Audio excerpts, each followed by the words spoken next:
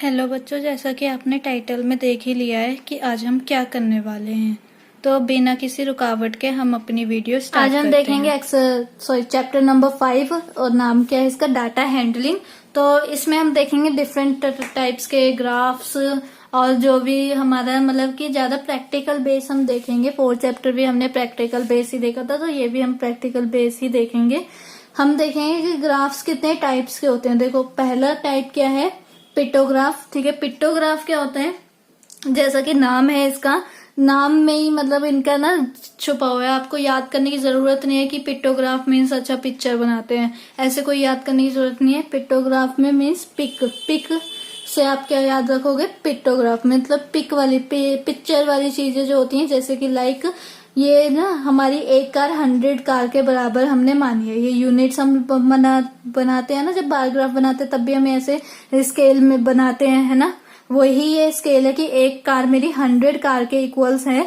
तो ये बताओ कि जुलाई में मेरी क्या हुई, एक कार, 2 कार और हाफ कार, है ना। Half car means 50। अगर एक पूरी की पूरी एक मेरी 100 है, तो अगर मेरी हाफ है तो मैं हाफ से डिवाइड कर दूंगी 100 को, मीन्स 50, है ना। तो मेरा कितना हुआ, 100 प्लस 100 200 प्लस 50 250 मेरी कार जुलाई में क्या हुई है, सेल हुई है। जुलाई के मंथ में सेल हुई है मेरी इतनी कार। अब मैं अगस्त की बात करूँ तो इसमें पूरी की पूरी 3 कार है, मीन्स 300। अब सितंबर की बात करें तो उसमें क्या है, 1 कार है, 2 कार है, 3 कार है, 4 कार है। और हर एक कार की वैल्यू क्या है, 100 कार है, means 100 plus 100 plus 100 plus 100 4 times हमने प्लस करा 100, तो 400 क्या हो गई है इसकी वैल्यू, कि सितंबर के महीने में मेरी 400 कार्स सेल हुई हैं। अब आते हैं दूसरे टाइप पे। दूसरा क्या है, बार ग्राफ। हम सब देख चुके हैं, है ना, 7th में भी देख के आए थे कि ये बार ग्राफ क्या होता है, बार्स बने होते हैं रेक्टेंगुलर। ठीक है, तो इसमें हम क्या ऐसे शो करते हैं, आपको पता ही है, bars height give the quantity of the each category. ठीक है, bars are of equal width with equal gaps in between. ठीक है, तो यहाँ पर इक्वल गैप्स होने चाहिए इनके बीच में। ठीक है, तो उन्हें हम बार ग्राफ कहते हैं। और डबल बार ग्राफ क्या होते हैं, जैसे कि जी अगर हमें 2 चीजों का कंपैरिजन करते हैं तब हम डबल बार ग्राफ बनाते हैं, लाइक ऐसे। ठीक है, कि हमने एक साल क्या है 2005 एंड 6 और दूसरा क्या है 6 और 7। ठीक है, तो ये हमारे बार ग्राफ बन गए हैं डबल, जो एक दूसरे से चिपके होते हैं, लेकिन इन दोनों का जो गैप है वो क्या है, इक्वल होना चाहिए। ठीक है, अब आते हैं नेक्स्ट, ऑर्गेनाइजेशन ऑफ डाटा या organising data. Organising data means हमने डाटा कलेक्ट करा, कलेक्शन ऑफ डाटा था एक स्टेप, हमने 7th में पढ़ा था। पहले क्या पढ़ा था, कलेक्शन ऑफ डाटा, देन उसके बाद ऑर्गेनाइजेशन, फिर ऐसे हमने मीन मीडियन देखा था। तो अब क्या है, कलेक्शन तो कर लिया हमने डाटा से, हमने क्या करा, सर्वे करा, पूछ लिया भाई आपको अच्छा ये पसंद है, अच्छा आपको ये पसंद है, अच्छा आपको वो पसंद है। उसके बाद हमारे पास एक रॉ मटेरियल कलेक्ट तो हो गया, लेकिन अब हमें उसे अपने यूज में लाना है। क्या लाना है, अपने यूज में लाना है। तो उस रॉ मटेरियल को क्या कहते हैं, जब मतलब कि हमने डाटा कलेक्ट करा और एक जगह लाकर कमरे में लाकर डाल दिया कि ये पेपर्स हैं, इसमें इतने लोग इधर हाँ कर रहे हैं, इतने लोग मना कर रहे हैं, तो उन्हें क्या कहते हैं, उन्हें हम कहते हैं रॉ डाटा। ठीक है, raw material means raw data.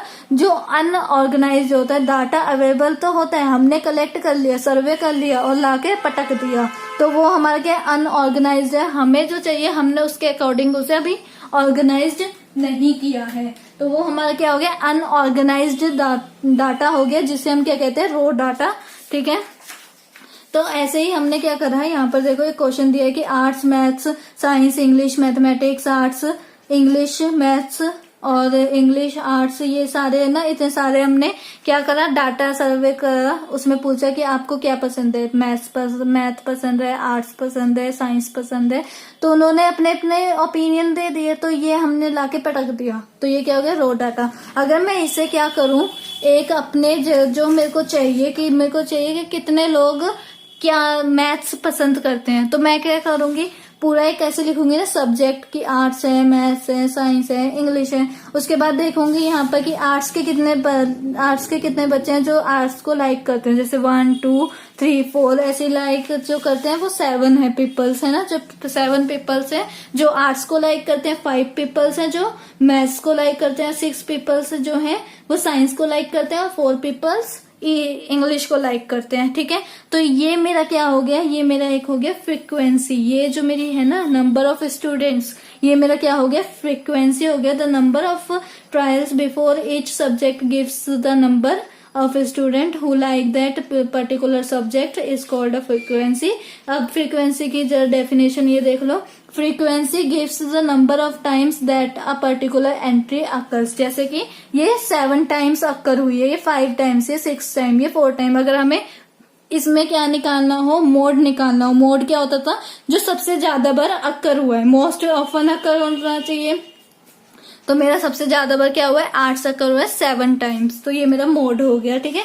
ऐसे जो होता है ये फ्रीक्वेंसी हमें क्या बोलते हैं कि कौन कितनी बार अक्कर हुआ है, कौन कितनी बार जो हमारा सब्जेक्ट है या हमारा जो मेन मुद्दा है वो कितनी बार अक्कर हुआ है, ठीक है।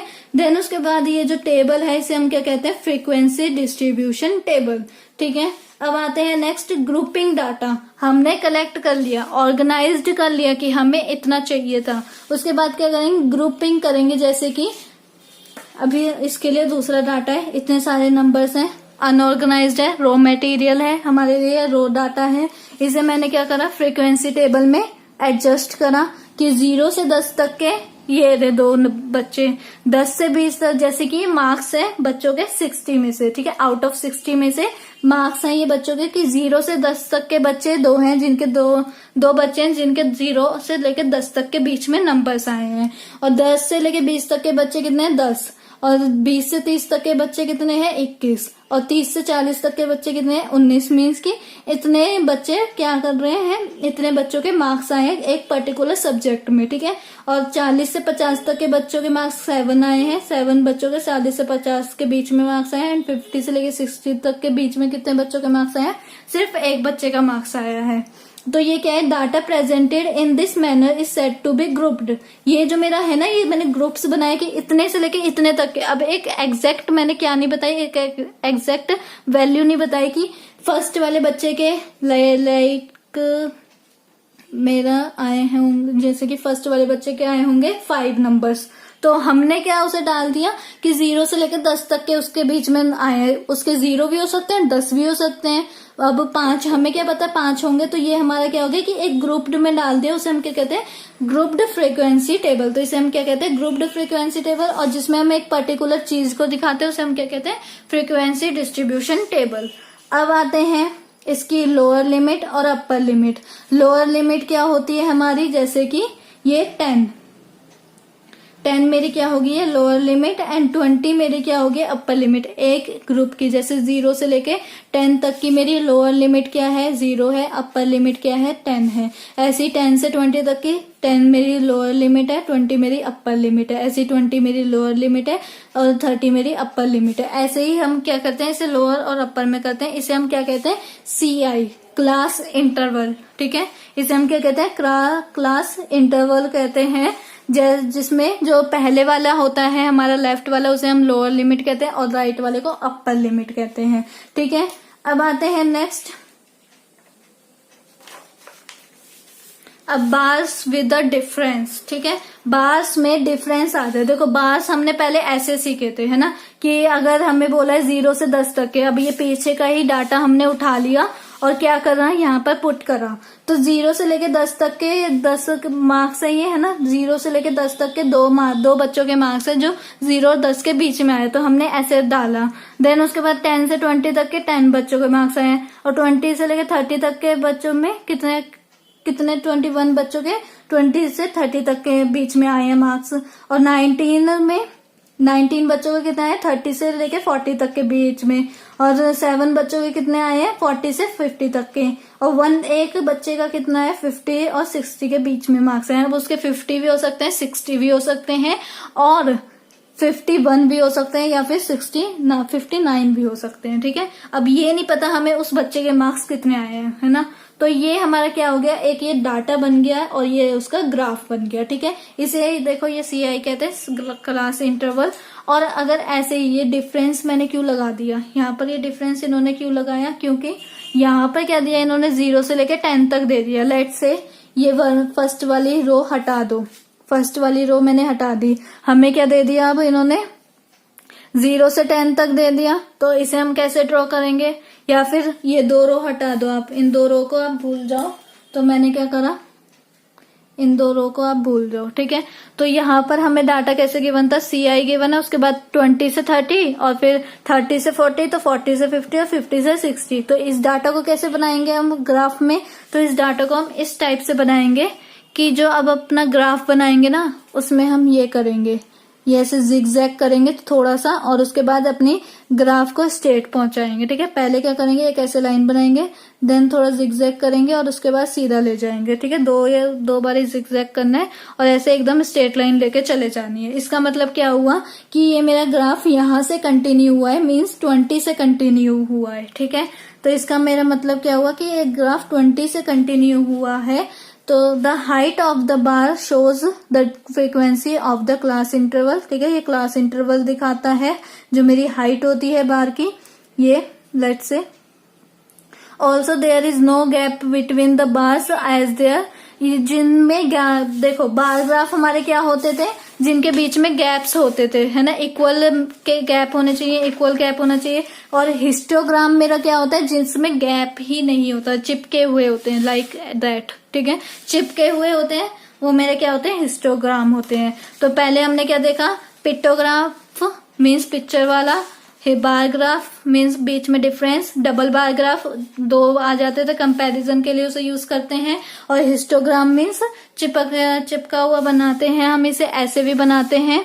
अगर हमें यहाँ पर 0 से 10 तक के बीच में या 0 से 20 तक का ऐसा कोई क्लास इंटरवल नहीं दिया होता, हमें सीधा क्या दिया होता, 30, 20 से स्टार्ट किया जाता है, तब हम उसके बीच में ऐसे एक साइन बना देते हैं और अपनी जो ग्राफ बनाने की जो होती है प्रोसेस, वो स्टार्ट कर देते हैं। तो यहाँ पे क्या है, bars of equal width with no gap in between, ठीक है, इनके बीच में कोई गैप नहीं है। Height of a bar given the number of the data items in a particular group and in the frequency, ठीक है।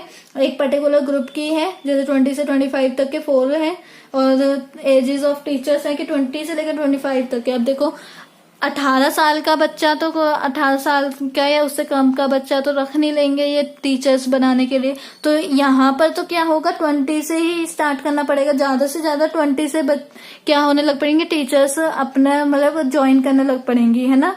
तो यहाँ पर क्या होगा कि हम यहाँ पर थोड़ा सा ऐसे जिगजैग करेंगे और 20 लिखेंगे, देन 20 से 25 तक की एज के बीच में कितनी टीचर्स हैं, 4। 25 से 30 तक की एज के बीच में कितनी टीचर्स हैं, 5। ऐसे 30 से 35 तक की एज के बीच में कितनी टीचर्स हैं, 6, ठीक है। ऐसे हम बनाएंगे। देन उसके बाद यहाँ पर क्या लिखा हुआ है, जिगजैग में जैगर्ड लाइन, ठीक है, ऐसी लाइन, ये ब्रोकन लाइन इसे कहते हैं, आप इसे याद रखना, has been used along the horizontal line, ठीक है, इसे बस हॉरिजॉन्टल लाइन में यूज किया जाता है to indicate that we are not showing the number of 0 to 20। हम क्या नहीं करना चाह रहे हैं, हम 0 से लेकर 20 तक के बीच के नंबर्स या बार्स नहीं शो कर रहे हैं, हम सीधा 20 से स्टार्ट कर रहे हैं, तो इसलिए हम इसे ऐसे जिगजैग बनाते हैं, ठीक है। अब आते हैं, और इसे ब्रोकन लाइन भी कहते हैं। तो यही था हमारे इंट्रो में, एक्सरसाइज में हम पूरा अच्छे से कवर अप करेंगे और बनाना भी देखेंगे कि कैसे बनता है। तो फर्स्ट हमने क्या देखा, पिक्टोग्राफ पिक्चर वाला, बार ग्राफ जिनमें इक्वल क्या हो, स्पेस हो, फिर डबल बार ग्राफ कंपैरिजन के लिए होता है। ऑर्गेनाइजेशन डाटा हमने लाके पटक दिया, वो क्या हुआ, हमारा रो डाटा हो गया। और जब उसे मैंने ऑर्गेनाइज करा, एक टेबल में डाला, तो वो मेरा क्या हो गया, फ्रीक्वेंसी डिस्ट्रीब्यूशन टेबल। और जो मेरे नंबर ऑफ स्टूडेंट्स या नंबर ऑफ टीचर्स या नंबर ऑफ कुछ भी आया, वो मेरा क्या होती है, फ्रीक्वेंसी होती है, वो चीज कितनी टाइम कितनी बार अकर हुई है, कितनी बार हुई है, ठीक है। तो ग्रुपिंग डाटा क्या होती है, जहां पर हम क्लास इंटरवल में लगा देते हैं कि इतने से लेके इतने तक के बच्चे, जैसे कि इतने 0 से लेके 10 तक के बच्चे, 10 तक के मार्क्स किसके आए हैं, एक बच्चे के आए हैं। फिर 10 से 20 तक के मार्क्स इसके बीच में मार्क्स कितने आए, 10 बच्चों के आए हैं। 10 से लेकर 20 तक के बीच में, ठीक है। उनके 10 भी हो सकता है, 20 भी हो सकता है, 15 भी हो सकता है, कितने भी मार्क्स हो सकते हैं, लेकिन 10 बच्चे इन दोनों में क्या करते हैं, वो होते हैं, इन्वॉल्व होते हैं, ठीक है। ऐसे ही हम इसे यूज करते हैं। जो फर्स्ट वाला होता है हर एक रो में, वो क्या होता है, लोअर लिमिट। जो सेकंड वाला होता है उसे क्या कहते हैं, अपर लिमिट, ठीक है। और इन्हें क्या कहते हैं, क्लास इंटरवल कहते हैं। और इस पूरी टेबल को कहते हैं ग्रुप्ड फ्रीक्वेंसी डिस्ट्रीब्यूशन, ठीक है। और उसके बाद आते हैं नेक्स्ट वाले पे। तो हिस्टोग्राम ऐसे बनता है। अगर हिस्टोग्राम में हमें कोई डाटा क्या करना पड़ता है, एलिमिनेट करना पड़ता है या इग्नोर करना पड़ता है, तो हम क्या करते हैं, ब्रोकन लाइन बनाते हैं हॉरिजॉन्टल पे और फिर अपना स्टार्ट कर देते हैं जहां से हमें दिखानी है अपनी, ठीक है। फिर अपना हिस्टोग्राम दिखाना है या अपना डाटा जहां से दिखाना है वहां से हम अपना डाटा दिखाना चालू कर देते हैं। तो यही था इसका इंट्रो। देन मिलते हैं अपनी एक्सरसाइज में। अगर आपको मेरी वीडियो अच्छी लगी और आप चाहते हो कि ऐसी वीडियोस और आती रहें तो इसे लाइक कीजिए, शेयर कीजिए एंड सब्सक्राइब करिए। Thank you.